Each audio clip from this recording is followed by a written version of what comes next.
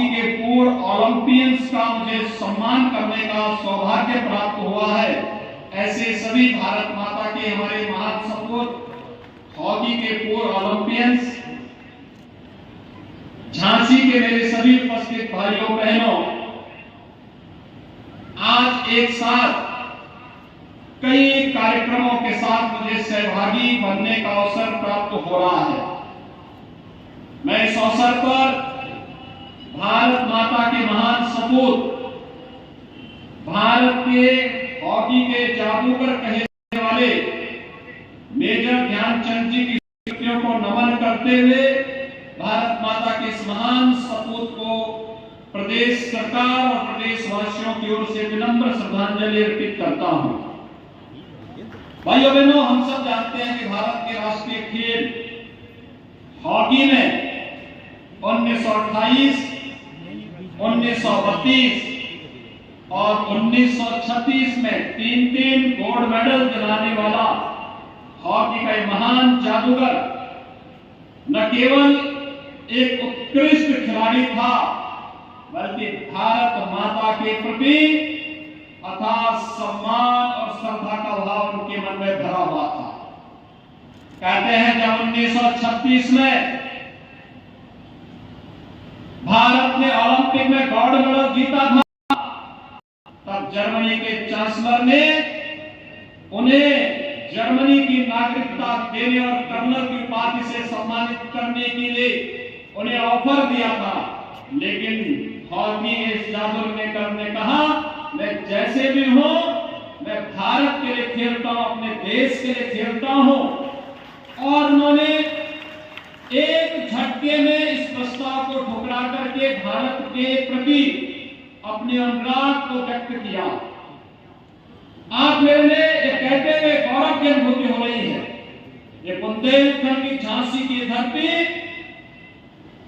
वीर और वीरांगनाओं की धरती तो रही है। महारानी लक्ष्मीबाई के नाम से आज भी हर वीरांगना, हर वीर गौरवान्वित महसूस करता है। लेकिन जब खेलों की बात आती है तो मेजर ध्यानचंद जी का नाम बड़ी श्रद्धा और सम्मान के साथ हर भारतीय देता है। और झांसी की धरती का सौभाग्य है कि इस धरती ने मेजर ध्यानचंद जी को पैदा किया।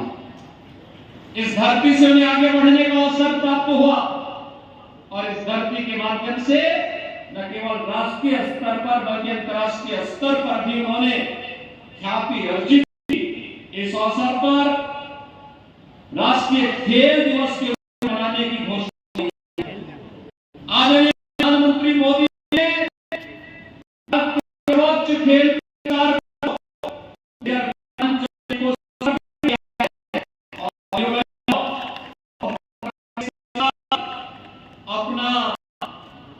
देश का पहला मेरठ में मेजर ध्यानचंद जी के पर ही बना रही है। मैं इस अवसर पर भारत माता के इस महान सपूत की स्मृतियों को नमन करते हुए उन्हें विनम्र श्रद्धांजलि अर्पित करता हूं। आज यहाँ पर हम लोगों ने, मैं भी जब आया था स्मार्ट सिटी मिशन के अंतर्गत और मेजर ध्यानचंद जी के म्यूजियम और लाइब्रेरी का उद्घाटन का कार्यक्रम, झांसी की 100 करोड़ रुपए से अधिक की परियोजनाओं का लोकार्पण का कार्यक्रम, यहाँ के विकास के कार्यक्रम को आगे सभी कार्यक्रम हुआ के साथ ही यहाँ पहली बार प्रदेश में हम लोगों ने एक की है और 23-24 के 125 राष्ट्रीय और अंतर्राष्ट्रीय खिलाड़ियों को फेलोशिप देने 32,35,000 के रुपये के खाते में डीबीटी के माध्यम से अभी अंतरण किया है।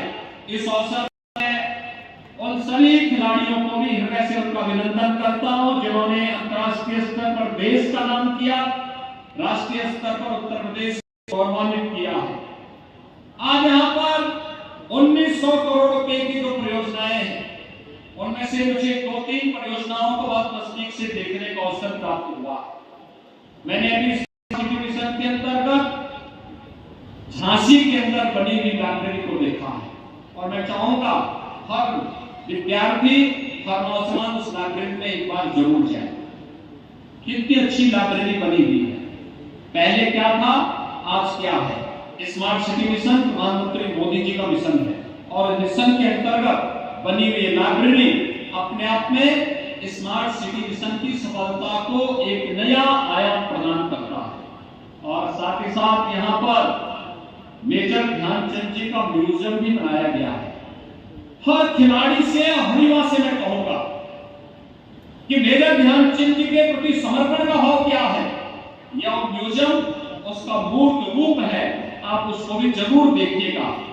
आज बुंदेलखंड विकास की नई ऊंचाइयों को प्राप्त कर रहा है। भाइयों बहनों, जब मैं पहली बार बुंदेलखंड में आया था मुख्यमंत्री बनने के बाद, तो उस समय प्रधानमंत्री जी ने मुझे कहा सबसे पहले बुंदेलखंड की ही यात्रा करना। और भाइयों बहनों, मैं बुंदेलखंड आया था। जब मैं यहाँ आया था तो स्वतंत्र देव जी ने, यहाँ के माननीय जनप्रतिनिधियों ने मुझे कहा कि बुंदेलखंड में कनेक्टिविटी भी है, पानी की समस्या है। आज मुझे बताते हुए प्रसन्नता है भाइयों बहनों, जल जीवन मिशन में हर घर नल की योजना प्रभावी से क्रियान्वित है। हर घर